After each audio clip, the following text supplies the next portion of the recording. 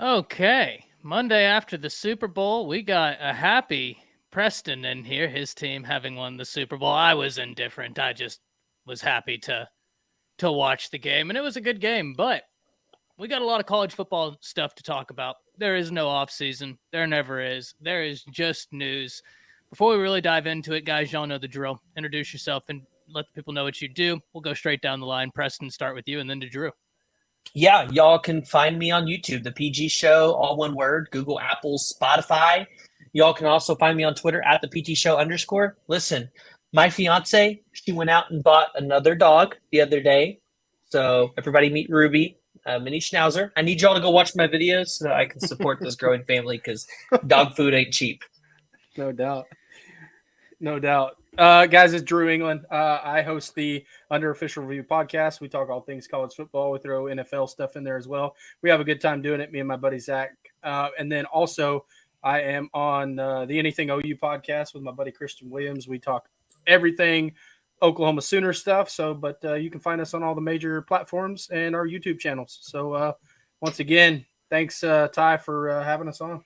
Absolutely, guys. Absolutely. And for those of you that didn't catch Fridays, we're doing something a little bit different. The live shows are going to be happening more often. I'll give you all an update whenever that's all ironed out, but it's going to be much more like an official show where multiple live shows throughout the week, then the live streams like this that remain just as interactive so we can have fun. It's all going to be coming to you through the Haze, and it's all going to be coming on all the podcast networks. So it's going to be a good time. But, I swear, Drew, we're picking up exactly where we left off Friday with chat already hitting on the topics we're going to talk about. Because my first banner of the evening is second-year head coaches that need big years. And Anthony is starting this off talking about with how Mario Cristobal coached at Oregon, his philosophy on offense, would an air raid scheme work and mesh well with his philosophy. That's the name I wanted to start off with this evening, is Mario Cristobal in Miami.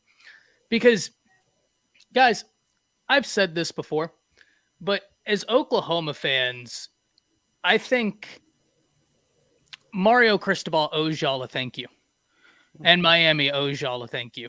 Because for as much attention as was given to Brent Venables and the Oklahoma Sooners this year, the Miami Hurricanes largely flew under the radar, and they had a tough year. They had a tough year offensively. They had a tough year defensively. Defense came in ranked like 68th in the nation, but in big plays, they could not contain them. And the offense fell off a cliff. They recruit well. We know this. But you had a quarterback go from being one of the bright young stars in our game to, dare I say, regressing in his second year under Gaddis. Now, Gaddis goes away. We talked last week. Was that a rash decision to get rid of Gaddis? I don't believe so. I think that if it's not working, you might as well go ahead and move on. But Mario Cristobal needs a big year in year two. Now, one thing to understand, guys, I'm not saying any of the names we're going to be talking about, they're not on the hot seat, right? There's levels to this. I'm of the belief you need to give a guy at least 3 years. You need to give him 3 years to implement their system. And Cristobal didn't exactly inherit a great thing with the Hurricanes, but there is no question they did not do a good job last year. So Mario Cristobal's mine. Before y'all get into yours, PG, Drew, what do you think about Cristobal in year two? I mean, honestly, if he has another season like last season, I think he's on the hot seat, in my opinion. Okay. Just because I feel like Miami fans have higher expectations than what was given to them. And you have that 2 seasons in a row with the talent that Miami's bringing in, what they have. I don't know if Mario Cristobal can endure another season like that, regardless of who he is and his upbringing and where he's from. Personally, I think Miami will have a better season. I mean, I think they'll probably go win 7 or 8 games, but I mean, shoot, that's a big improvement and that's a stretch. But again, I don't know, we were talking about it in the green room, and I'm not going to pick a big school for my teams to have a big season, but I don't think 8-9 wins is a big improvement for like a Venables or a Mario Cristobal, because that's kind of what those programs expect. Like that's like the minimum expectations of those programs. I don't know if you can really say that it's a big improvement. Do you think it's a big improvement relative to what those programs experienced last year?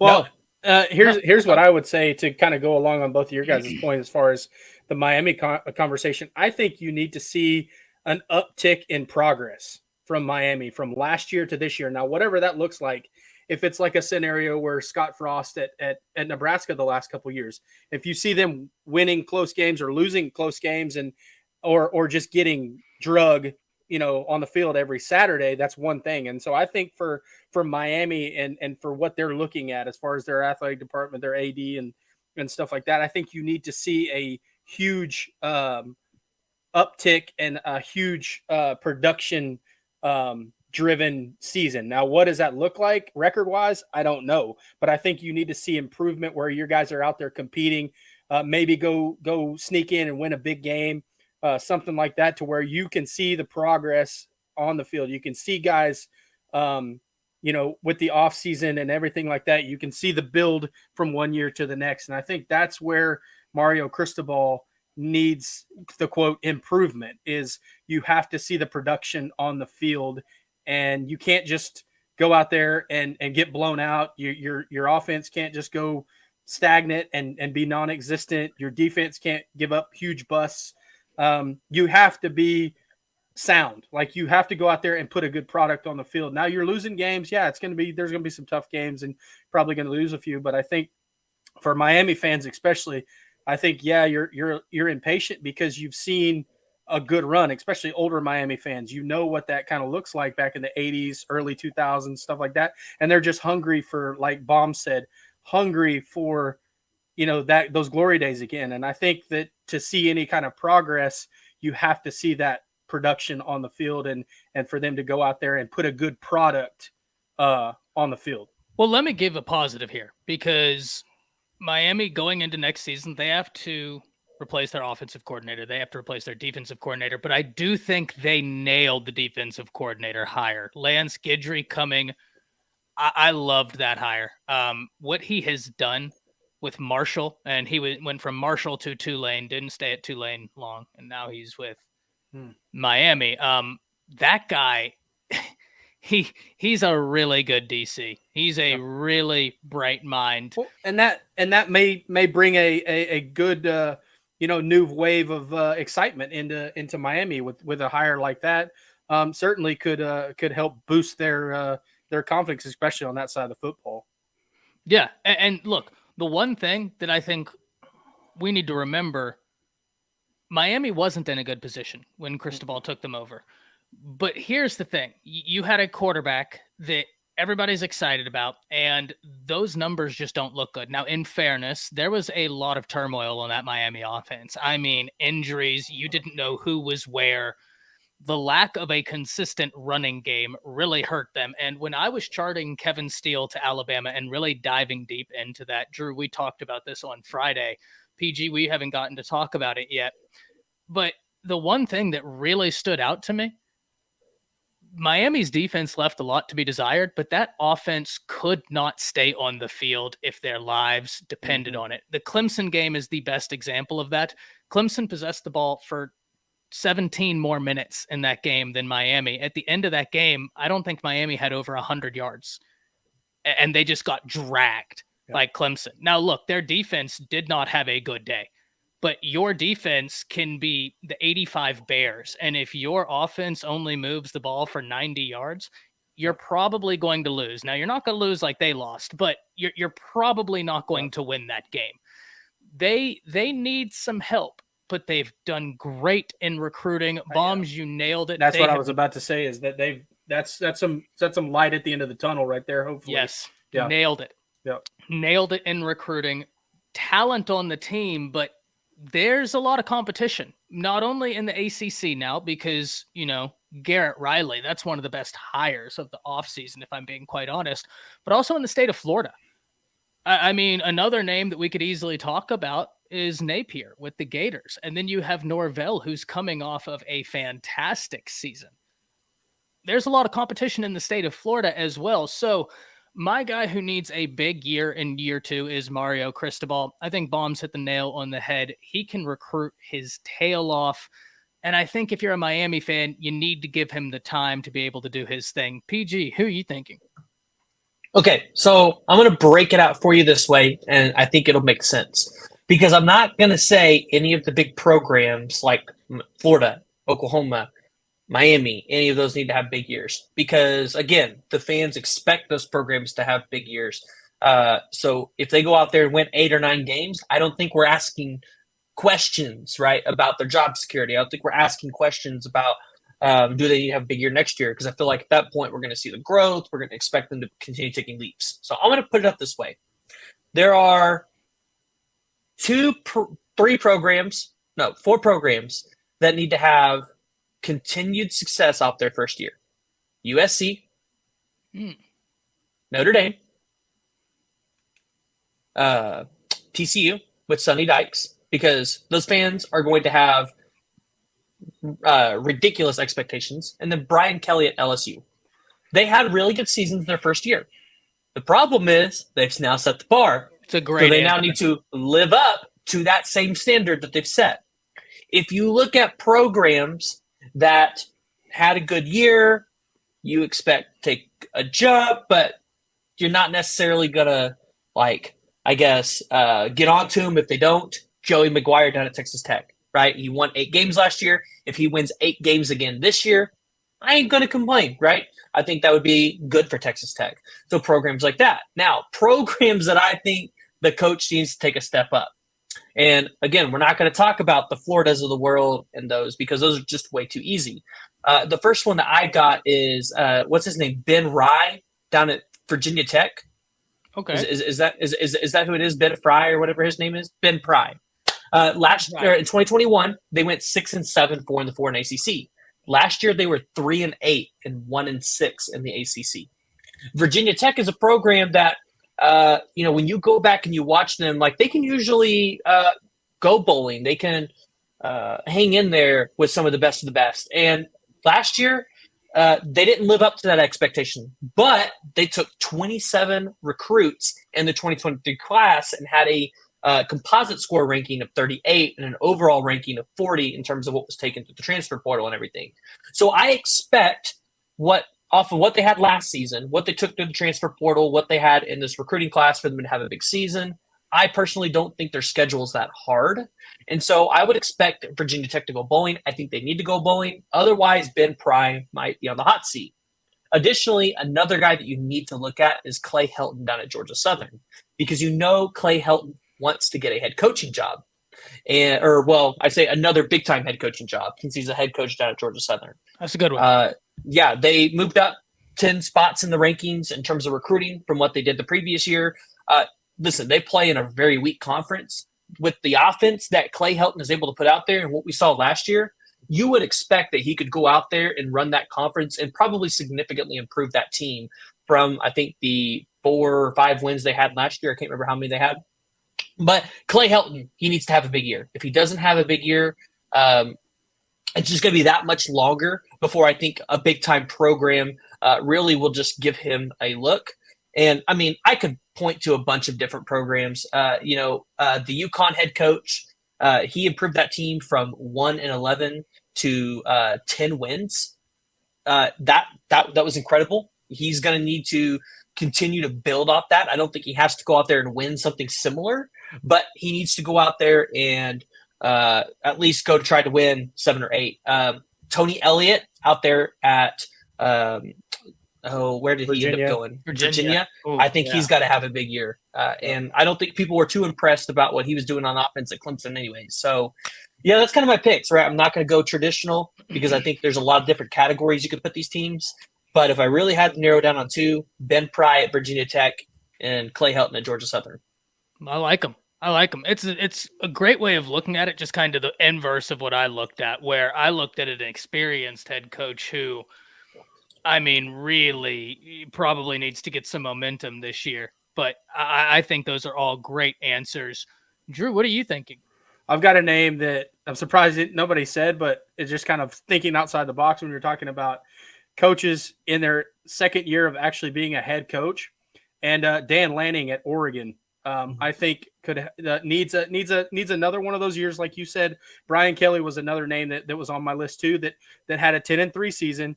You beat Utah, very good Utah team there at the end of the year. Yeah, you stumbled up and you lost to Oregon State, but you knew you won a bowl game against North Carolina. But here's the biggest thing, though, is Dan Lanning's got to replace his offensive coordinator as Dillingham went to Arizona State. And so I think to continue that momentum that Oregon has had in the recruiting and everything like that, coming off a 10-3 season, going out there with everybody, their eyes are on USC and obviously Utah and everything like that, for him to come in there and kind of, steal the covers, if you will, and come in and make some shockwaves out there and go and maybe potentially play for a Pac-12 championship or even go win it. He's right where I think he would want to be, because not a whole lot is being talked about them. And it's kind of crazy because they're coming off a 10 win season.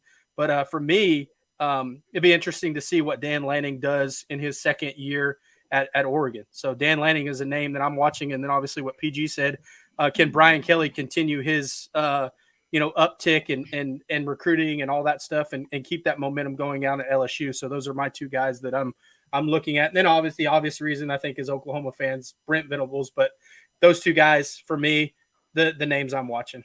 And we'll have the Venables conversation. I did want to get to this real quick because Anthony has asked this a few times. He says, asking about Sonny Comby, what do you think about him as the offensive coordinator at UM?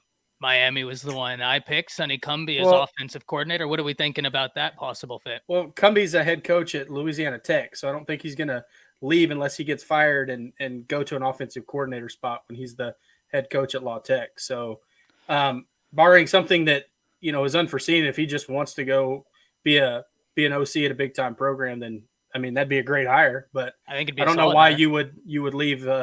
He's done all right, and I think he's gonna try to prove himself again as a head coach and La Tech's a good situation for him. So I don't see him leaving unless he gets canned.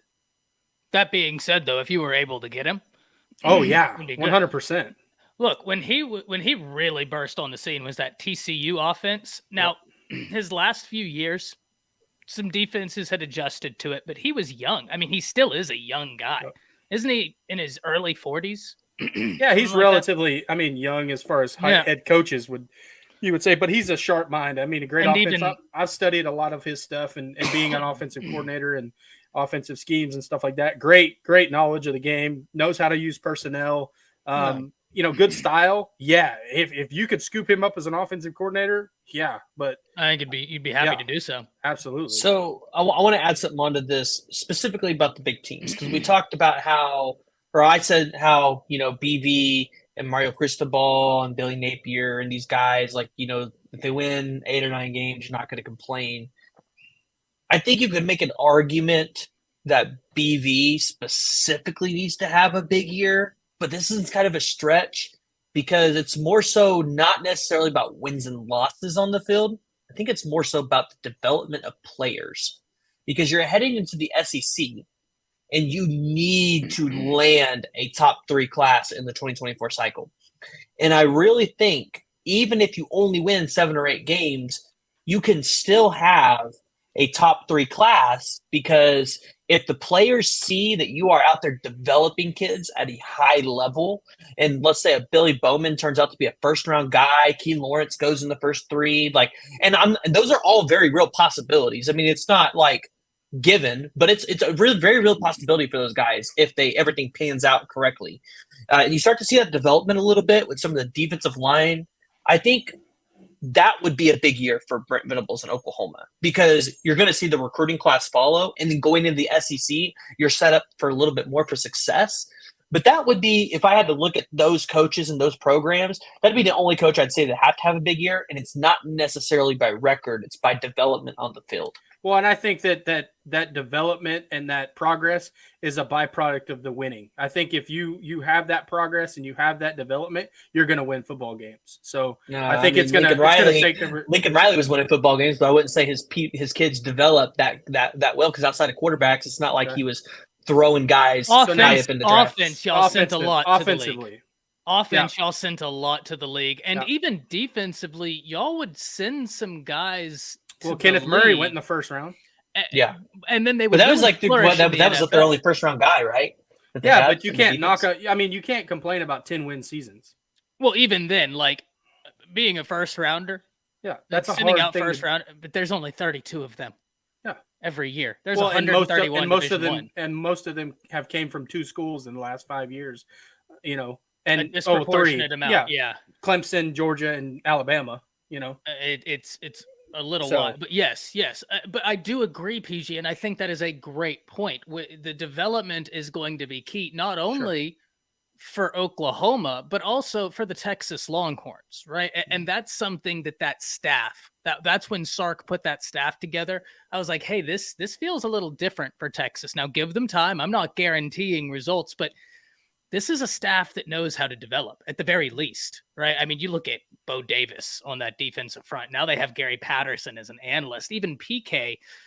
I mean, they put some guys into the league when PK was architecting that Washington defense where Jimmy Lake was on the back end. So I got a question for you. Go Since ahead. you're talking about this. Who do you think is the best hire that Sark has made at Texas? Because he's made a lot of great hires. And turning that program around, I don't think it's solely been just Sark. I think it's been around the hires that he's had. No, 100%. 100%. But I would say, if I had to pick, I'd say Kyle Flood on the offensive line. I would say tough to argue. I would say a maybe a 1A or 1B on that one too. And I think this guy gets overlooked a lot. And I know him really well, and he's a great coach. Running backs coach Tashard Choice. I don't think he gets enough credit. He's a former Oklahoma guy and everything like that, but I don't think he gets enough credit for developing that room. Because I mean, yeah, you get a guy like Bijan, but Bijan has to be, you know, and steering him in the right direction. I think mentoring him and being able to you know, help him along and you know, coach him the way he's done has been good. So I often, you know, I don't think Tashard Choice gets enough credit down at UT for what he's done for some of those running backs. No, it's interesting. Actually, Drew, I just released a video, and PG, you interviewed the guy same day. Really cool interview. Who was it? Peoples. Oh yeah, dude. Dude, he's so cool. He's so cool. Yeah. But I'd released a video on him earlier that day, kind of breaking down his top list. And I really dove into Tashard Choice. And I was like, look, if you're a recruit and like a Tashard Choice walks in, I mean, and DeMarco Murray has the same ability. There's no question about it. But they can look at you and say, hey, I've been you. I know what you're going through. I know what it takes to succeed going from high school to college. I know how to navigate football. I know how to navigate social. I know how to navigate school. And then I know how to transition to the NFL.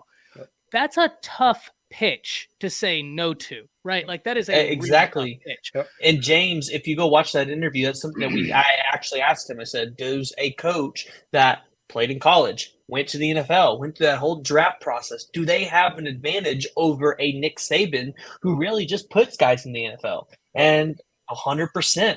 These guys that play in the NFL, which I think you're probably going to start seeing more and more coaches like that end up on the field because they have a competitive advantage over other coaches. Well, and that being said, I don't know that they have a competitive advantage over the guy who just fielded the most active NFL players. I mean, he's sending guys to the NFL in rates that are it helps to have those type of guys on your staff. It certainly does.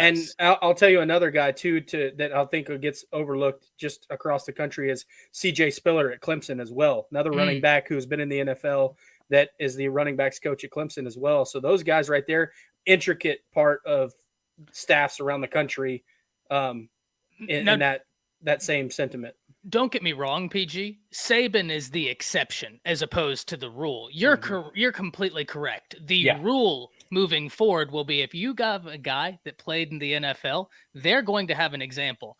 We just happen to live in a time where I think there's a few coaches out there that are the exception to that rule, where it's just like they can show up and they're like, hey, I might not have played, but I've got this list right here that's as tall as you are of guys that I sent to the NFL. Who do you want to call?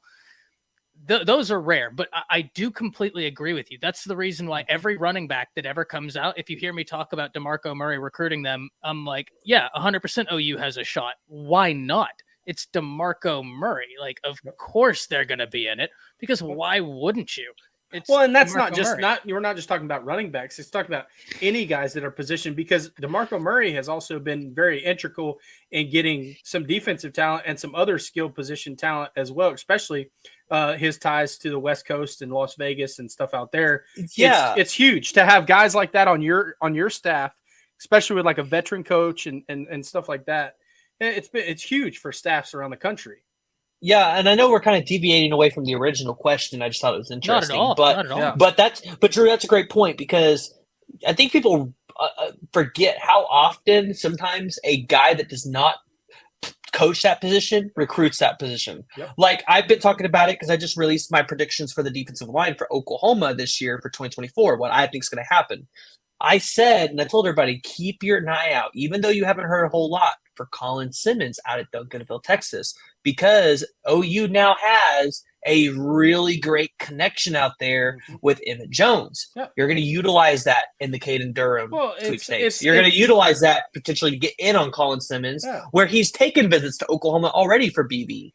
Well, so if you have that relationship that some of these high school coaches have with some of these guys that have coached at that level, especially in the state of Texas, the way Emmett Jones has connections across the country, and across the state of Texas as well. Yeah, he's going to get the ear of a head coach that he's known for a long time. And I'm not saying that DFW South. Yeah, and so he knows the Duncanville head coach very, very well. Yeah. He knows obviously South Oak Cliff, Allen, all those big time schools around there, Geyer, everything like that, because he's coached down there. He knows what it is. And he knows what it takes, and he's built years and years and years of relationships with those guys. It was a great hire. Yeah, it was a great hire by but by extension, I mean, look, it's tough for me to pick. If I'm answering the question you posed, PG, Frank says Jeff Banks special teams. That guy is an ace recruiter. Ace recruiter. Baum says Patterson game planned almost perfect against Bama. Not wrong. Bo Davis is another one. Yep. I don't know who to pick, but I tell you who I'm going to go with, and it's not going to be the sexy one because it's already been named, but I think it's right. Kyle Flood. PG, I think you're 100% right. Look at the problem Texas had retaining and getting offensive line on campus, and within 2 cycles, that offensive line, it's not a finished product. No, but it's one of the scariest in college football in 2023. Exactly. Yeah, and you've seen that progress immediately up front from Texas. Yeah, I literally got on a one of those Twitter spaces the other day with some Texas fans because they were arguing about their quarterback for next year, and I said Malik Murphy is your guy. Like, you guys just don't realize it. And I said, like, get your heads out of your ear. But I said, as an Oklahoma fan, I said, and I'm talking good about your team here. I said, as an Oklahoma fan, I'm freaking scared of your offensive line because I said they could give Quinn Ewers all the time in the world to throw the ball. And if you get a quarterback like Arch Manning who needs a good offensive line in front of him, yeah, that Texas offense could be really scary if they continue to put out the offensive linemen that they have over the past 2 years. Well, and if they continue to develop that, it's only going to get better for their recruiting up front. Yeah, which, I mean, Bill Bedenbaugh's great, but, Bill Bedenbaugh has not landed 2 5-stars in one cycle like Texas did, and then they've got put them out there as true freshmen. They've got to put them into the league now. That's their next step.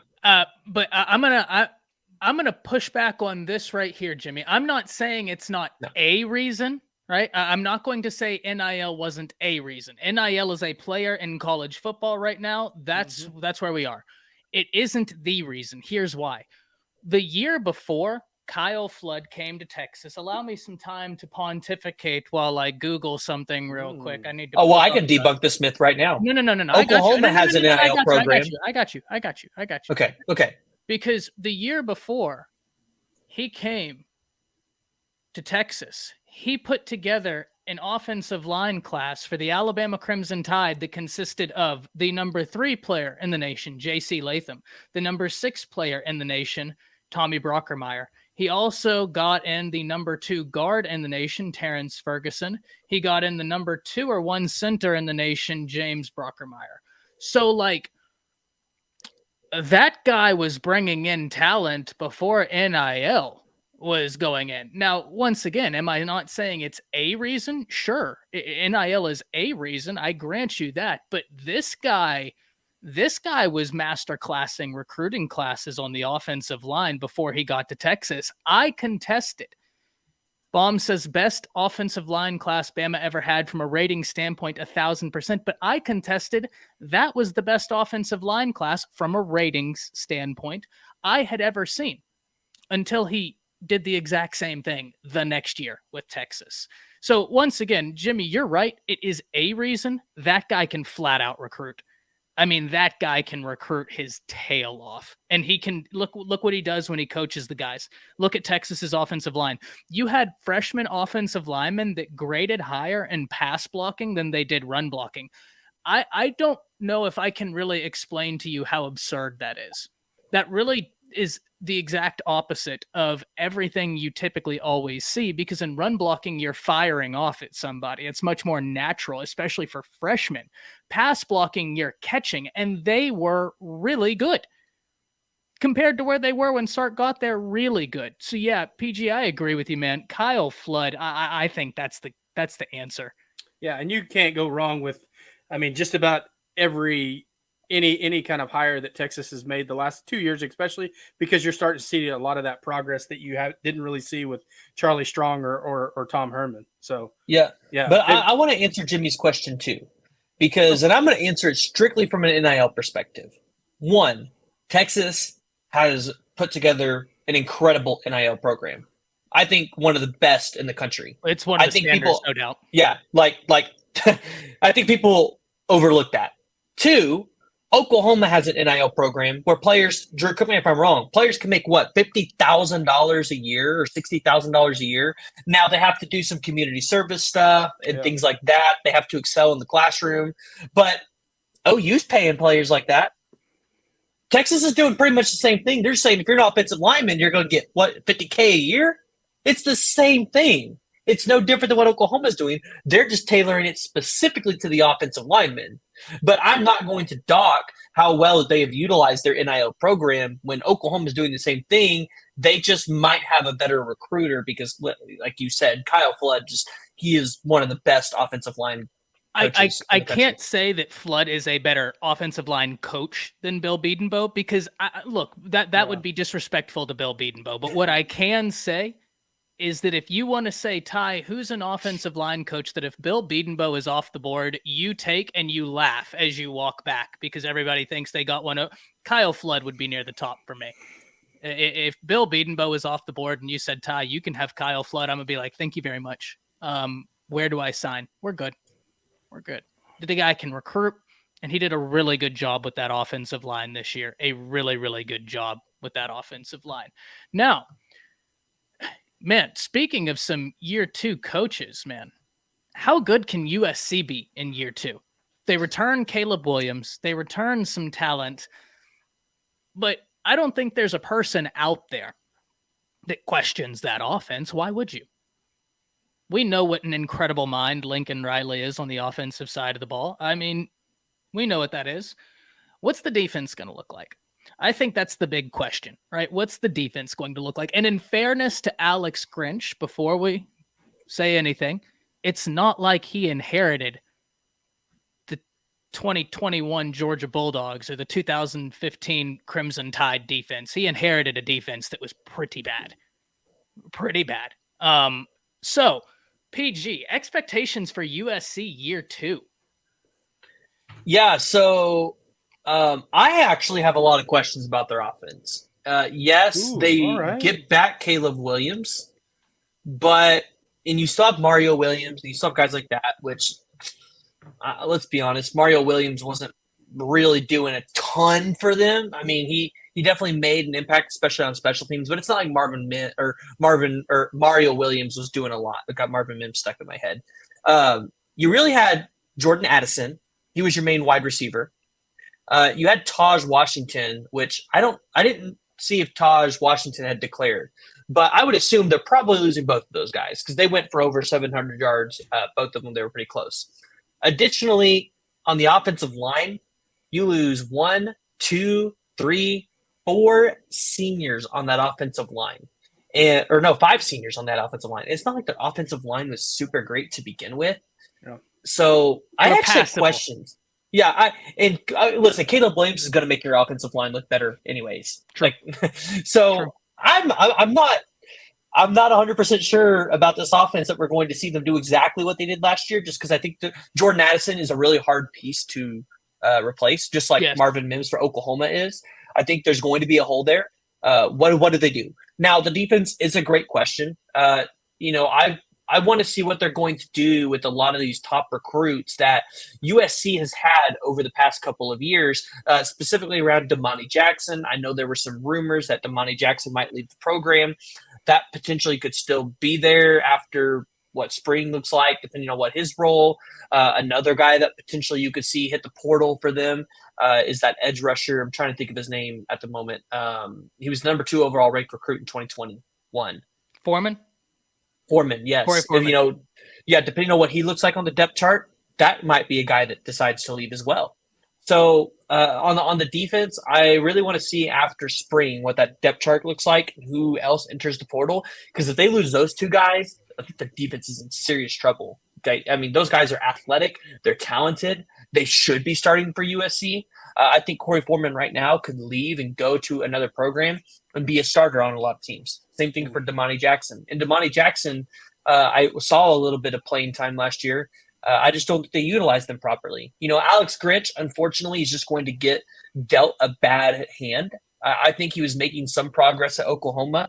He just needed a little bit more time to continue to develop that defense. And ultimately, he had no choice but to follow Lincoln Riley, because if he would have stayed, he would have gotten let go. So he's got to start over, and I don't think he's going to make it past year 2, because I don't think USC fans are going to pay Lincoln Riley $10+ million to go out there and not win championships, or at least make the college football playoffs. I think that's very fair. Drew, what are you thinking? Man, I like PG's takes. I think that everybody is focused so much on Alex Grinch and what he's doing on the defensive side, and rightfully so. I mean, we had the same problems at Oklahoma, and we could keep beating that dead horse all we want. But there's a lot of question marks on the offensive side too, and obviously having a veteran Heisman Trophy winning quarterback in Caleb Williams is a great starting piece and a great building block there. But yeah, you're having to replace some really, really good playmakers and some guys up front. Obviously, Raleek Brown, can he be the focal point? Can he be the number one guy? Stuff like that. And so, yeah, I would agree with PG. I think there's some question marks on the offensive side as well. But at the same time, that's exactly why USC hired him. And they have the standard. The standard has been set, like we talked about with these guys going into year 2 with 9, 10, 11 wins that some of these schools have had. And for USC, they don't want to take a step backwards. That's why they're paying Lincoln Riley all this money. You have to go out and win another 10 wins. I think you have to go out there and you have to continue to feed the beast. And it's tough, but at the same time, there's no excuses, because you're coming in with a blueprint and you're saying, hey, this is what I'm going to do. And actions speak louder than words. So for Lincoln Riley, and nowhere near, obviously, we're not talking about hot seats or anything like that. Yeah. But it's to continue his resume building and everything like that.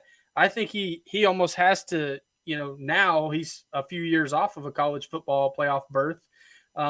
He's got to get back to that level, and he's got to go win a playoff game. That's his next step. And that's what we were saying as Oklahoma fans when he was still here. That was kind of our next step. And I think it doesn't get any less of him being at USC. I think he's still got that trajectory of, all right, do you want to step up to the elite realm with some of these coaches, or you just want to stay down here as a really, really good head coach? So yeah. Now, go ahead. So I was trying to find this, and I finally got the pull up. So another thing I wanted to add on to what I was talking about earlier. So we talked about all they lost, and I get it, and I'm surprised nobody jumped down in the comments to ask this question. They do have Zachariah Branch coming in out of this class, a 5-star top Lemon. 5 player, and Mekhi Lemon. I'm looking specifically at Zachariah Branch, completely talented guy, a freshman that could see the field. If he puts on a little bit of weight, Zachariah Branch could go out there and be a replacement for Jordan Addison. Now, I'm not going to count on it because it's a freshman, and I don't think you can count on freshmen to be there. But when you look at what they took out of the transfer portal on the offensive line, the pieces they got, I like. But again, are they going to be able to come and fit in Lincoln Riley's complicated scheme? Because yes, he runs a very simple plan for his wide receivers and his quarterback, but that offensive line scheme is, I mean, it's ridiculous. And so, not to cut you off, but it's pretty easy. Like, I mean, you got Ethan White. Yeah, he doesn't run a complicated offense at all. Like, yeah, so I mean, you got Ethan White coming in. You have, but not proven talent. Not proven talent. Yeah, you got some of those guys, and that's why you're getting recruited. That's why your 4 or 5 star guy is to come in there and showcase what you're doing. So I agree that the next young guy up, so for sure. And then on the defensive side of the ball in the transfer portal, they got a lot of talent coming in. Yep. You had the Anthony Lucas, a guy that was here at Oklahoma that a lot of people really wanted here.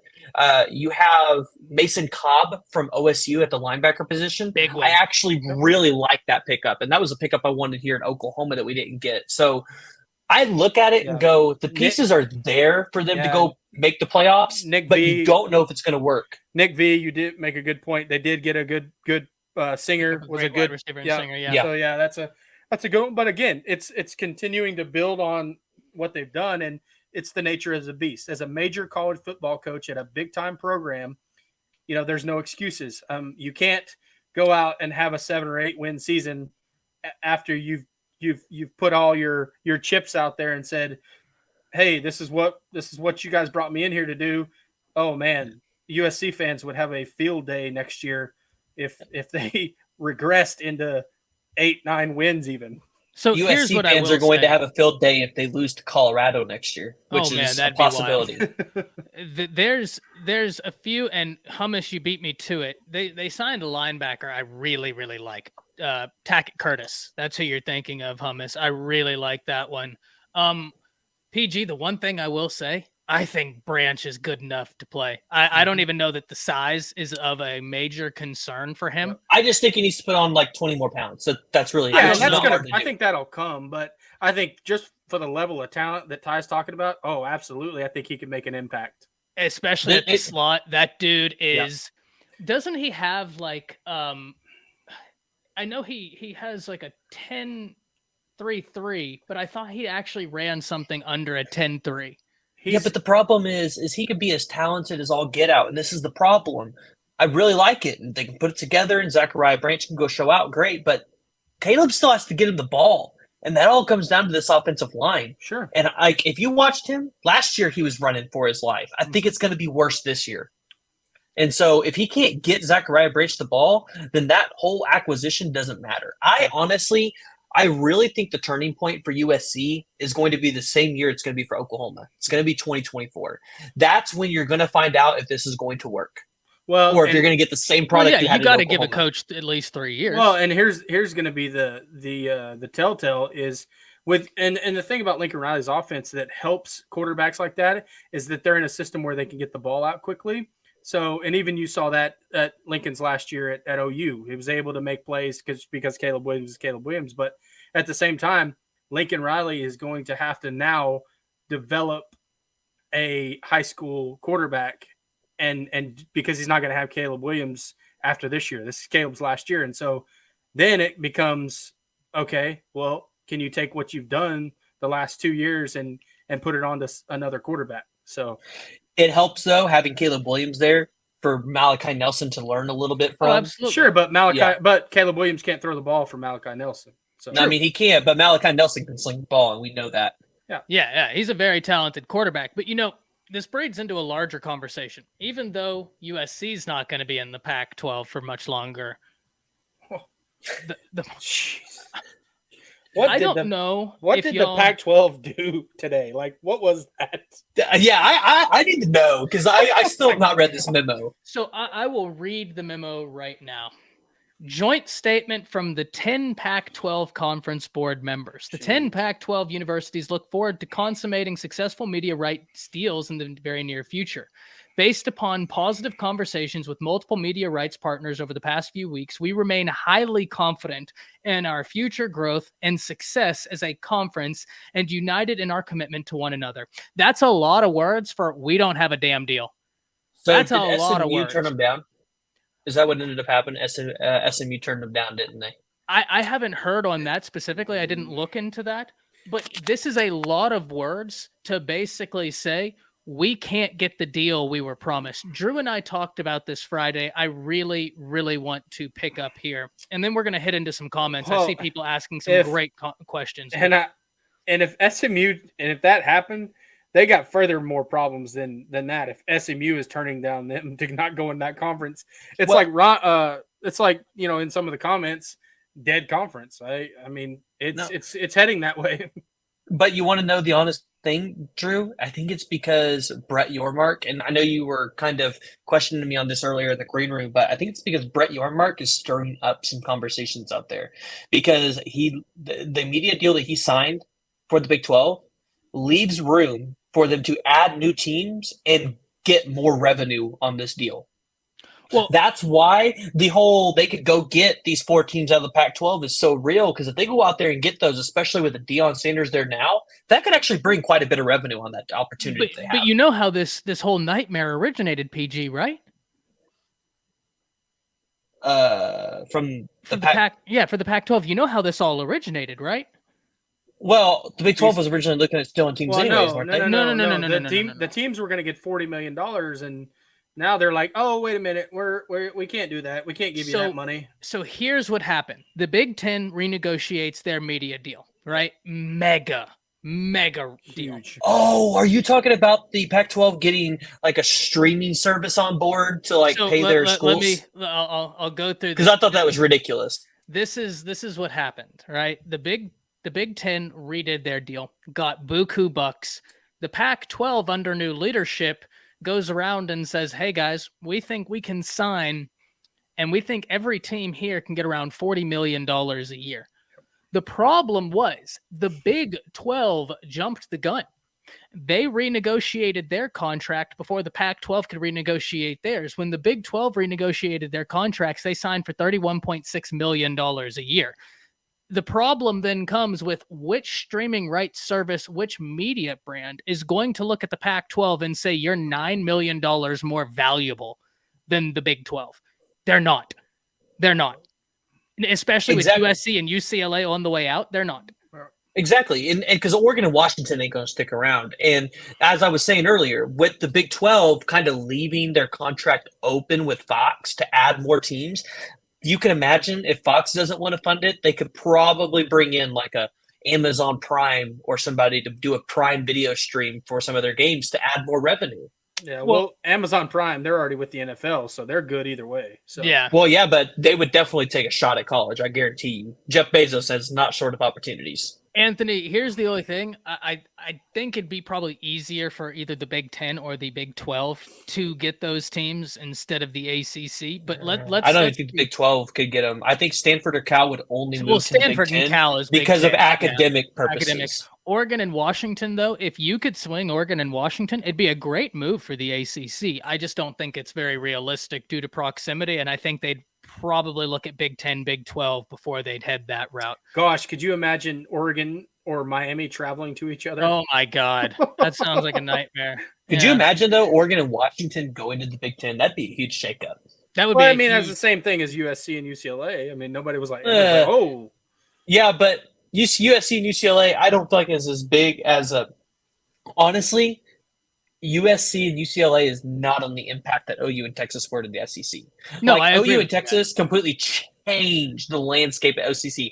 I think the USC and UCLA thing, I honestly, my top 3 still in the conference at that moment is Penn State, Michigan, and Ohio State over USC and UCLA in that conference. I don't really think the conference dynamic changed that much. But if they get Oregon, all of a sudden I think that changes because I really like Oregon.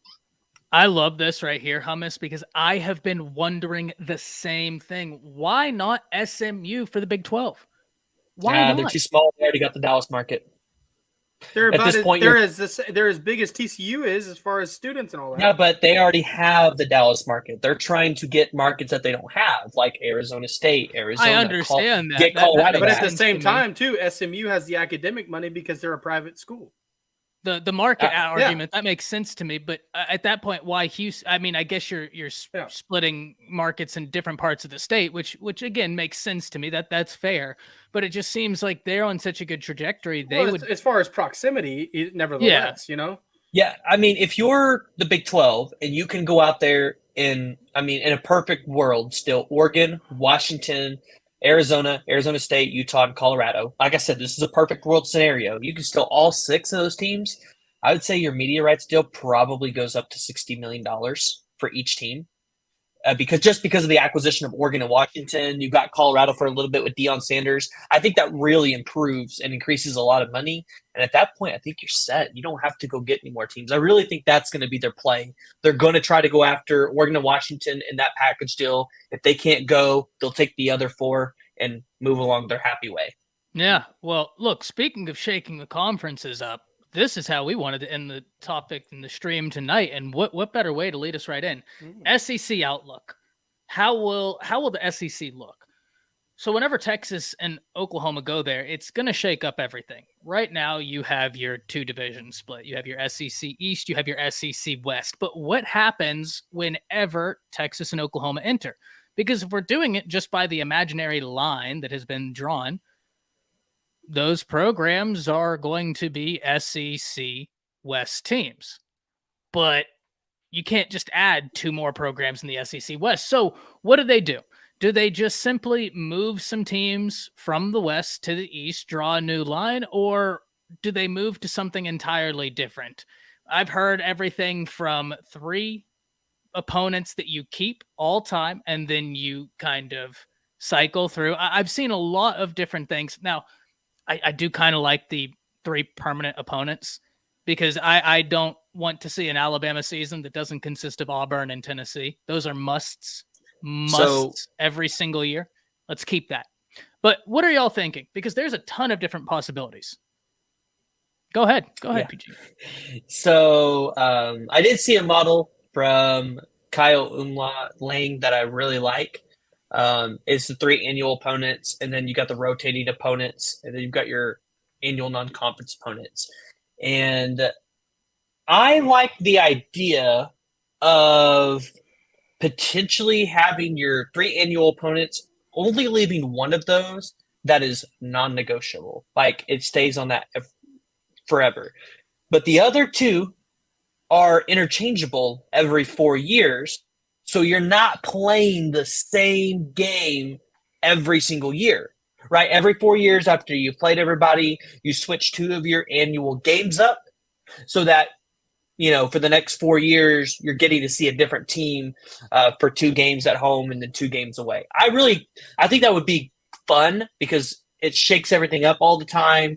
You're not allowing teams to get complacent in their pods or divisions wherever they're at, which I think you can still do the pods with the divisions. It'd be a little bit harder. But I really like the pod aspect and getting teams to play each other every 4 years in rotation because Alabama and Georgia have been so dominant in the SEC. Alabama a little bit more than Georgia because Alabama's played a tougher schedule every single year, and they've been able to recruit because of that. Georgia is starting to recruit really well and win a lot of games, but their schedule is not that great. I think the hardest game this year is at Tennessee. That's really about it. And we're assuming that Tennessee is going to rebound. I mean, exactly. They don't have Hendon Hooker. Exactly. So my question is, when you move to this pod format and you have to play at everybody's home and they have to come to your home within 4 years, how does that change the success of your team and the recruiting that you've been able to do over these past 10 years?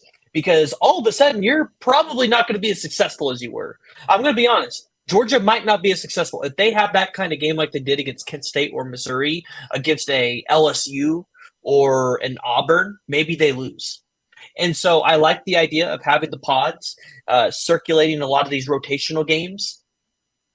I think it works, and it fixes the problem where Georgia still has never went to Kyle Field. Well, there is one thing the SEC does. Every year you play 2 opponents from the other side. So, Georgia's played those teams, and I think the one thing with Georgia, is it that they played down to their opponent, or was that who they were in terms of Kent State?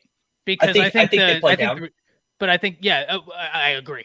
And I think because of that, I do like the altering, though. I think the freshness is there. I just don't know if that's going to really knock what Georgia's doing right now. I do. I really do, because I look at Georgia's schedule, and it's just last year it was weak. The year before it was weak. Like, you look at Georgia's schedule consistently and historically, it's not that great. Sure, but what do they do when they play the big teams? At the same time, you can't knock it because they've won 2 straight national championships. Yeah, when they played but then I go look at what Alabama's had to play, though. I look at the schedule Alabama's had to play. They're having to play Tennessee, Auburn, LSU. Like their schedule's a lot tougher than what Georgia has, because Florida hasn't been on. Yeah, but they played them. That was the really. I mean, pick me out another team other than Tennessee that they played. Well, you can't help who's on your schedule, though. Well, that's what I'm saying. The SEC is not. I don't feel like they've done their scheduling properly. Like, I don't feel like they've done the scheduling to make it to where these teams are actually having to play the best of the best. And that's why I thought the Big 12 was honestly, like, in terms of competition, the best conference, because you had to play everybody in your conference. There was not a question that you were not the best team in your conference, because you had to play everybody, and then likely you had to play the best team or the second best team again in the conference championship. And I want to see that same kind of parity across all of these conferences, where you're not there. There's not an 8-year period before you go back to Tuscaloosa to play Alabama, or Alabama go to Georgia. That's just not going to be a thing, because these conferences are getting so big. But they're saying they can make it happen every 4 years if they do this rotational piece. Well, sure, every 4 years, but at that point, like, are we really throwing enough parity on a 4-year period to really put like a massive dent into what Georgia's doing? Because I hear you. Your argument is saying, like, oh well, they played Kent State, and what do they do when they play like that against Auburn? But what did they do when they played TCU? So looking at this model that Kyle put out, go ahead. Georgia would play annual opponents: Florida, Auburn, South Carolina. I like that for their annuals. Then let's just say the first year they play all of the top corner teams: Tennessee, Ole Miss, LSU, Vandy, Texas, Kentucky. That's a lot tougher of a schedule than what they played recently. And then let's say they play that for 2 years, so they could play home and home, and then they go in 2 more years. They play Bama, Arkansas, OU, Missouri, A&M, Mississippi State. All of a sudden, Georgia's schedule looks a lot tougher for them to get to a national championship than what it has the past 4 years. That 4-year schedule looks a lot harder than it has the past 4 years. Yeah, sure, but I agree. No, but I agree. But you're once again, like, you're skating around the issue I'm bringing up. What happens when they play the second best team in the nation? Georgia? Yes, it was 63-7, right? Well, yeah. And what did they do in the game? Like, exactly. I agree with you. It'll make it different, but like Georgia, man, they are. I don't think that when we change this, they're just going to fall off of a cliff. They're still going to be one of the most dominant forces. And I was listening to radio today, and as long as Nick Saban and Kirby Smart are still at their respective schools and they're still the head coach, they're still going to be the standard. I mean, it doesn't. I really don't think so. I mean. How can you argue against it? Yeah, I can argue against it because of the talent that Georgia has had to play in conference. Bama has had a hard schedule. Okay, what have they done in the playoffs? What have they done in the national championships when it's mattered? When the game is on the line? You can argue, though, that a lot of SEC teams are better than half the college football playoff teams. But you can also teams that we would consider to be the top teams. But you can't penalize Georgia because they're playing their schedule, though. And Visor makes a good point. They did play Oregon, and they do play the strong non-con games against. Look what they did to Oregon. Clemson. Yeah, but one non-con game. I'm not really counting your one non-con game as making your out of conference schedule tough. Yeah, but you can't just set that one aside and say that was a weak opponent. Well, Oregon wasn't a weak opponent. I'm just saying I'm not going to look at that one game that they played out of conference and go, oh, well, that makes their schedule tough. Because I want to look at what they're doing in conference, and I don't see them playing a tough conference schedule. Look at what they're doing when it matters. Here's where I do agree with you, PG. I do completely agree with you that this, and especially this coming up season, and Kirby, y'all's schedule is not good from a strength standpoint in 2023. I don't think anybody's dismissing that. Or Nobody would. That. Yeah. But I think the thing is, I do agree with you, PG, that even Nick Saban has had a tougher schedule year in, year out than Georgia, just because throughout the time he's been there, the West has been a bit more consistent top to bottom than has the East.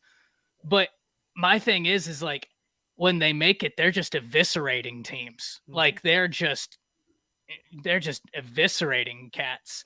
And so like, yeah. And exactly what Visor just said. What about Clemson's schedule the last 5 years?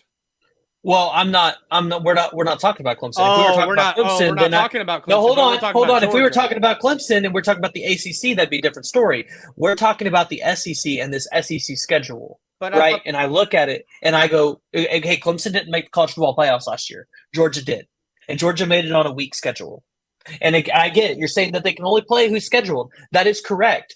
But Georgia is also in the room. They're whoever they have representing their school is in the room when they talk about these conversations about playoff expansions and how to structure their conference, and they're not making it to where it's a little bit more competitive. They're giving themselves easy schedules. Not playing Bama for 8 years, I have a problem with that. Wait, who didn't play Bama for 8 years? Georgia. What about they played them in 20? They played them in 2020 for the first time in 8 years, and it was in Tuscaloosa. And then in 2021. Alabama came to Athens. That's fair. Look, I do agree. You can't have that. You can't have that. And then Georgia has not been to Kyle Field yet. The SEC championship game, PG. Come on now. Don't forget about that. Yeah, but that's still on the schedule. Yeah, but you have to make it to the SEC championship game. Exactly my point. I want to see them on the conference schedule, not in the SEC game. No, I do agree. I would like to see more SEC teams play each other. I do agree with you there, PG. No doubt. That's where you and I are in agreement. Where we disagree, though, is how it will affect Georgia's outlook. Yep. And the only reason I say this is I just feel like, here's a great example. Whenever we moved from the two-team system, right, the BCS system to the playoff system, that was supposed to derail Alabama and Nick Saban. They weren't supposed to adapt to that. That was supposed to be the end of it, and that was going to bring college football more parity. What we found is the same few teams are still running college football. We've made all these changes to get more parity, and still the same few names are running. So I just think that's a product of these guys are just doing it different. Now, will things change that? Absolutely. Absolutely. And I do agree with you that it needs to change. I completely agree. You should not have Georgia not go to Kyle Field.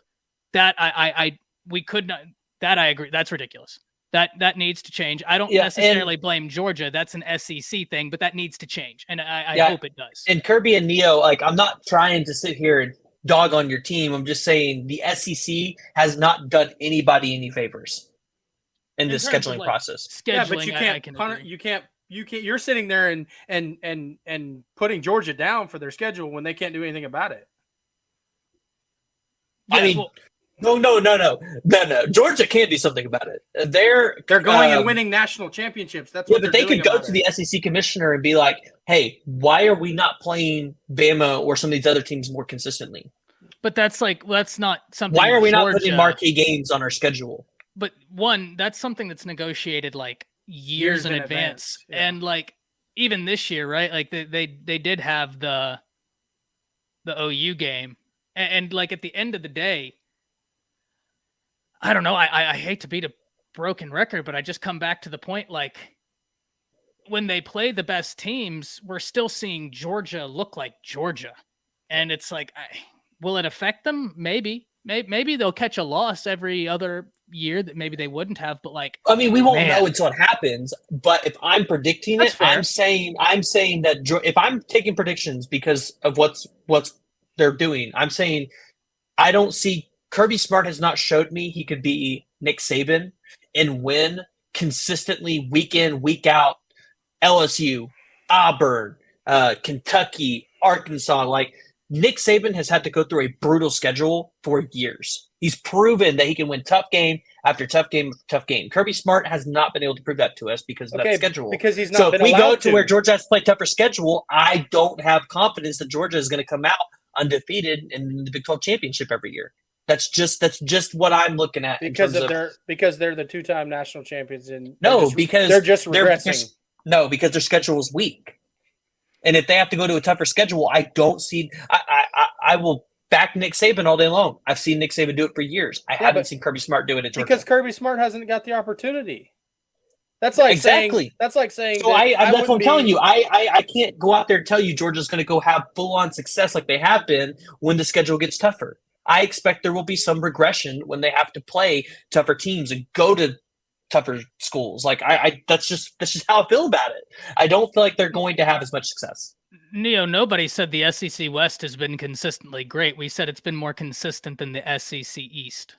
Yeah, like Florida, like I get it. Florida was in the top 10 one year, but Florida was not a top 10 team. Like the SEC teams sometimes get a little bit of a boost. They were a top 10 team whenever they had that Kyle Pitts, Kadarius Toney offense. That offense was unbelievable. Yep. That offense was insane. Was that in 2021, right? That's the year y'all played them in the bowl game and ended up beating them. Yep. Okay, that was 2020. Yeah, that offense they had then with Trask was unbelievable. Unbelievable. They are really like that. That was a solid unit. But other than that, I do agree with you. The West has been more consistent. But I'll just say this. I would completely agree with you, PG, if we were seeing Kirby get to the playoffs and then lose a big game in the playoffs. And then I would be like, yes, you're right.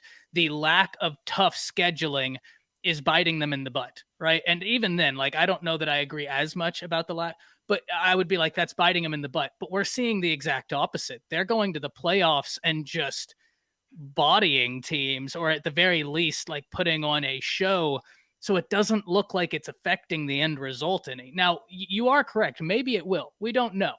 It very well could. I do 1,000% agree with you. I think it's better for the game of college football if we get a Georgia going to a Kyle Field more often than we have. Well, it's better for both schools because it creates more revenue for both schools. I mean, think about Athens, Georgia. Like that town pretty much runs on Georgia football. Like if they get a Texas A&M to come there, that's huge. That's huge for all those businesses.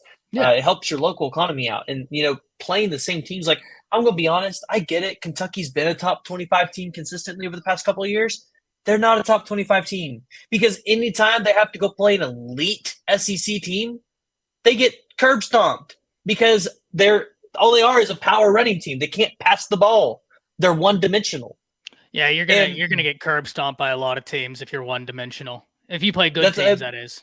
Yeah, and then Florida's been down, so I can't tell you that the Florida game really matters for Georgia right now because they're down, and I think they're going to be down next year. I don't think they're going to be super great. South Carolina will be okay, but you should easily be able to. I don't see a game on here outside of Tennessee that I go, okay, Georgia, they're going to struggle outside of Tennessee. That I look at their schedule and go, they should cakewalk it. I agree with you, but I also think that's a result of me thinking Georgia's just a better team than all of those other teams. And what I mean is I could replace some of those teams that you think are cakewalks with other big teams, and I would still think, yeah, they're going to schmear them. I mean, I don't know, because I look at Alabama's schedule, and I think they're better than most everybody on that schedule, but I think, there's a chance that they could lose to that Texas team, even though it's at home, because Texas is going to be significantly that's because Alabama's improved. Replacing so much. They're going to be better. They're going to be better than Texas. They're going to be better than Texas A&M, but they got to go to Kyle Field. That's a tough place to play. And even though Texas A&M had a down year, I still think Texas A&M at Kyle Field has a major advantage over Alabama. It was a really tough place to play for Appalachian State, wasn't it? Hey, you know what? Appalachian State, God bless you, Jimbo Fisher. You have one thing Kevin Sumlin doesn't, and that's a loss to a group of 5. I'm just saying, hey, it happens to anybody, no matter what's on your schedule. So I think it's a weak take that you're trying to, throw the 2-time national champs under a bus. But I like I said, I disagree that the scheduling would have any impact on them. Georgia is Georgia, period. Right? Like, I don't care if you put them in the West. Now, granted, we'd have some awesome matchups, Georgia and Alabama. That'd be amazing. But Georgia would still be every bit of the Georgia Bulldogs, because Kirby has built a machine, an absolute machine there. Now, I am very interested into what this pod is going to look like I'm very interested. I say pod. That's just a phrase. I don't know that it's going to be a pod, but I'm excited to see the change, right? Because the one thing we've talked about before, I don't necessarily agree with the college football playoffs expanding. It is what it is. But the one thing that they're doing in the expansion that I love is the home and home. I think that's great for college football. The home games, having a playoff game at someone's campus, that's an incredible thing for college football. So I definitely do agree, PG, with the one thing of like, hey, if we can get Georgia to Kyle Field or to these places more often, that's just inevitably good. That's all I want to see. That's all I want to see. I just don't think to be honest, and this is not just a Georgia problem. I think it's going to be an Alabama problem. It's going to be these top schools that have been in the terms of the recruiting. College football playoff expansion, I think, is going to hurt a lot of teams because now all of a sudden players are going to have an opportunity to go to play for a championship at other schools. And so I don't think you're going to see Georgia and Alabama and all these teams dominate the recruiting trail like you have because players can go other places. That's why I only think Georgia or Alabama, one of those teams, is going to be in the top 5. I don't see both being in the top 5 in recruiting this next year. I don't. Because I see a lot of other schools having opportunities in 2024 and 2025 to make the college football playoffs, and recruits see that too. And I know that because I've talked to a lot of these recruits. But they see the opportunity to go to other schools. The recruits also see the rings and the opportunity to get to the NFL as well. They see who's not developing them like Alabama. Yep. And where do you want to start that list? Or Georgia? Yep. Where do you want to start that one? You could put Clemson maybe under there at 3. For the last 5 years. Oh, even if we look at rate of development, they weren't. No. There's only one school that's like. Do you know who it is?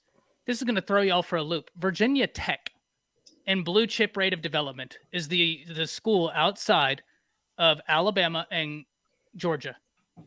They're number 3. So PG, I guess here's my question: why didn't it change when we saw the college football playoffs expand the first time? 4 teams, I think it's still – I don't think that's enough parity for a guy in Texas to go to a TCU because now he has a better shot at consistently making the playoffs and playing for a chip as he did going to Alabama.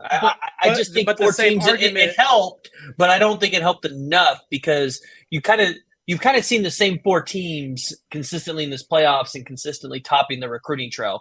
I think when we expand it to 12, you're going to see a shift in the recruiting. I think you're going to see guys maybe not land as many 5 stars as they have before or as many 4 stars. It's just a hunch. Daniel, I could be totally wrong. That's a fair point, but Bama has 70 players in the NFL. What are we doing here? The 4 players for OU happened. Yeah, they happened to win a Super Bowl. Yeah. Bama's got 70 of them.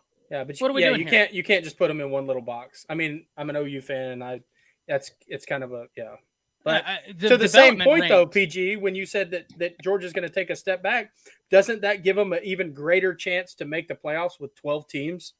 I mean, it does, but if you got more talent in the college football playoffs, maybe a Jackson Smith and Jigba doesn't opt out a 12-team playoff format. You would because you're at more of a risk to get injured in 2 or 3 more games in playoffs than you are 2 games. Yeah, but maybe you have more of an opportunity to make the college football national championship at that point. But so you don't opt out. But what's he winning other than a game? He's already winning national championship. So I guess here's my for a lot of players that's important. They want to win a national championship. That's why Georgia's won 2 in a row. But wait, why would that have affected in Jigba? He made the playoffs anyways. Exactly. That doesn't make any sense. He was in the playoffs. So in a 12-team format, he would be risking more. That makes no sense. Yeah. Well, he would have had a couple more games to get healthy before they would have played Georgia because they would not have been matched up in the first round. Yeah, but you're still in the playoffs, though. I mean, that makes a little bit more sense. I didn't think of it like that. That's fair. But I guess here's my question, PG. So, do you think Tennessee would have beaten Georgia last year in the Natty? In the Natty? Yeah. I mean, they played them tough in the regular season, so maybe Penn State. But no, Penn State didn't have a chance. Washington? No. Right, Tulane? What Yeah, what team would have given Georgia Utah, a fight? Florida State, USC. Because I just gave you the top 12 teams, and I can tell you, I think Georgia. I like demolishes all of them. USC in terms of just the offense. I think they could put up some firepower on because we've seen Lincoln Riley do that before to Kirby Smart. Sure, but I just don't know how they're going to stop that. I don't know if they win it, but I think it could be close, kind of like that Tennessee game. The Tennessee one is a toss up. But look at what Tulane did to USC in the Cotton Bowl, and you think they could do that to that Georgia defense? Honestly, I don't think you have the USC guys playing down to their opponent when they play Georgia. Well, Lincoln Riley teams are notorious for that, and you know that. Yeah, but what did USC or what did Oklahoma do every time we had a weaker schedule as an Oklahoma fan. I'm gonna just be real. We had a weaker schedule in the Big 12, and what happened when we got to the playoffs? PG, we weren't physically ready. We got overmatched, and we were not better than those teams in the playoffs. Other than we Georgia, were better. We were better than Georgia Georgia that one year. We played down to them and lost that game. We did not play down to them. How are you going to say we played down to a top 4 team? Because we were better than them that year. Well, the score didn't indicate it. I'll put it like this: this is the beautiful thing about football, PG. You got nothing but space and opportunity to prove it. Yep. Yeah, the games have to be played. All of this is going to happen. So I either have a chance to be right or I have a chance to be horribly wrong. So. Well, Daniel, I agree with you, but Bama lost 2 games. They just like PG is saying, Bama had the opportunity. They had nothing but space, opportunity, and free grass to win those 2 games, and they didn't. So I would have loved Alabama to be in the playoffs, but they lost the games. So this is the one thing I will say, PG. I just think that we've seen these teams develop for so long. At the end of the day, development is still king, right? Like at the end of the day, the money you make as a first all around rounder, development, not just on the offensive side of the football. Yeah, and the second thing, the reason why I'm fairly certain Georgia will finish in the top 5. Have you seen all the talent in that state? Oh my goodness, that state is so talented. Yeah, but you want to know the crazy thing is they probably ain't going to land a lot of it in 2024. They might not land a few guys, but they will land a healthy share. You want to know why? Because they missed this year, and I don't expect Kirby to miss twice. You know what? Clemson's on a vengeance, and they're probably going to take 2 or maybe even 3 of their best players in their state. What month are we in? We're in February. You know that not last year, but the class before last, Alabama was ranked 75th in the nation in recruiting in March. Well, yeah, but Alabama always comes back. Here's my thing. I look at the visits, and I see all of the visits that they took to Georgia, all the kids that live in Georgia. And it's kind of like, okay, well, you live 40, 50, 60, 70 miles away from Athens, so it's easy for you to visit Georgia. But then you go and you visit Clemson 4 or 5 times, and it's over 100 miles away from you.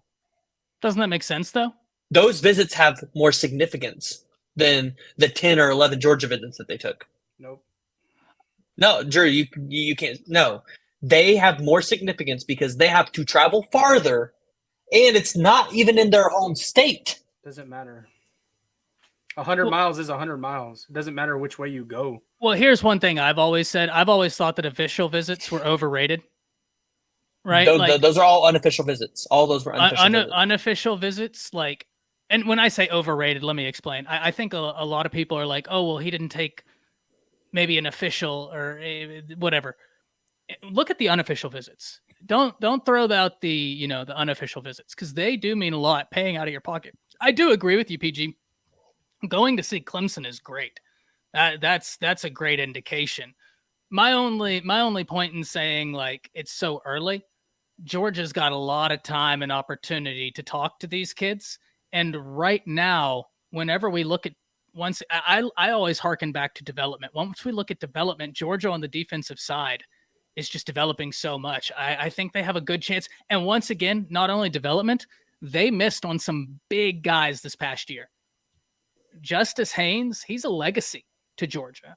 Caleb Downs, I mean, that guy right there, y'all know how I feel about Caleb Downs. I thought that he was a top 3 player in the nation, personally. I thought he was that good. they got some guys that they can't miss on this year. And I think Kirby knows that. And they have just an unbelievable support staff there. Yeah. And Kirby, I see what you're saying here. Sammy's not going to be a dog. I'm almost 100% certain on that one. And I'm almost 100% certain Raiola is not going to be a dog either. I can almost certainly tell you both of them will not be a Georgia dog. Why do you think Sammy won't be? I'm not going to say on stream. I just don't think he's going to be a dog. I'm almost 100% confident. He's not going to be a Sooner either. I'll tell you that. Yeah, I mean, he might go to Clemson. He could. It's going to be big, but like, I still think Clemson's Georgia a front runner. I think Clemson's a front runner, but there's also another school in the mix that I think has a really good shot at landing him. Either Ohio State or Clemson, right? Laurinaitis over there at Ohio State? No, go a little bit south. Florida. I think Florida has a really good shot at Sammy. Maybe. And Dylan Raiola, I think people are really overlooking Nebraska because Nebraska's been so bad. I really do. And Arizona State's going to be in that mix Raiola, too. Raiola has family. And Raiola would love to stay home. Yeah, and Raiola would love to stay home in Arizona. So you can bet your bottom dollar that Kenny Dillingham's going to do whatever he can to keep Dylan Raiola at Arizona State. I don't see the number one linebacker going to Florida. And I like Florida. I like Billy Napier. I mean, I think Clemson's the clear front runner because you heard about the relationship with him and Dabo after the junior day. But, I mean, I just don't see Sammy being a Georgia dog. And I don't see KJ Bolden going to Georgia either. Like, I don't see Ellis Robinson staying committed to Georgia. I really don't. You're telling me that I have to count out Deion Sanders after he flipped the number one quarterback 2 years in a row? No, but here's what I will tell you. What's the first round production Florida State has done? Oh, I don't know because I don't What's really the pay first round attention. production Miami's done? What's the first no round idea. production Georgia's done? I couldn't tell you about Georgia. I mean, I know Georgia's put out players, but I don't know what they've done in the secondary. PG, they just like damn near broke the record for most players in the first round in 1 year, and they did it back-to-back years. Yeah, That's but a lot of those 32 were million. defensive line, right? A lot of those are defensive line. There's a lot of matter. defensive line. You're not wrong. You're no fair point. But like Ringo's about to be a first rounder. No, don't get me wrong. You're not rhyme. Prime has shown he can flip, but like if Deion Sanders doesn't develop Travis Hunter very well, and this team does not look like these players are developing to Colorado, then yeah, Ellis but Robinson it's going to be much stays. different flipping from Georgia than it is flipping from Miami or flipping from Florida State when those teams don't develop the way Georgia does or compete for national championships the way Georgia does. Maybe, but I'm just saying their schedule's too weak. But I'm just saying, if Deion Sanders goes out there and has a really good year at Colorado, shows really good development with those players, you could see him take that number one cornerback again, and potentially the number one safety. Sure, he could. I mean, look, nobody, and especially if he pulls Ed Reed on this staff, it's over. Yeah, Georgia broke the record of 15 picks in the draft. That doesn't matter though, because their schedule's weak. And here's the thing, man. The difference between first round money and second round money is ridiculous. Guaranteed money. Yeah, Kirby, I get that you guys had 15 picks in the draft, but let's see how well those 15 picks do in the NFL over the next couple of years. Because, like it's great to put people in the draft, but if those players don't go anywhere after they get there, that's a pretty good indication right there. So, they made it. Yeah. I get that you made it, but the whole point is to make it and have long-term success, not to just make it. Yeah, but long-term success is determinant on so many factors. Correct scheme, fitted organization, correct scouting application to get the right guy at the correct organization. Like, there are so many factors into that. Like, after they get to the NFL, that's not in Georgia's control. Nope. That's just like saying that guys who didn't make it from OU, that's on OU. Oh, that's maybe okay. It's like this. Baker at the Browns, that didn't go well. That's not Oklahoma's fault. The Browns are a dysfunctional organization. I can't put that in good faith on Oklahoma. I would put it on Lincoln Riley and his development at the quarterback. I think he made the quarterback look so well that people wanted to take a shot on Baker Mayfield, but I don't think he set Baker Mayfield up for long-term success in the NFL. Well, Baker Mayfield didn't set Baker Mayfield up for long-term success in the NFL. That's what that was. Yeah, I and look, I don't know enough I don't watch the NFL enough to just like tell you. Y'all know how that is. I love football, but I watch college football so much that by the time Sunday rolls around, I finish up watching my games and the NFL's done. I will say this, man. I do think that there's going to be more parity in recruiting. I completely agree with you there. I just don't know if it's going to be enough to make it to where like Georgia's not going to have a top 5 class. I just think the staff they have, the results they field, it's a lot to try and overcome that. It's a lot. Georgia had a few players in this. Yeah, Georgia had a few players in there. That was a wild Super Bowl. I know you're happy, PG.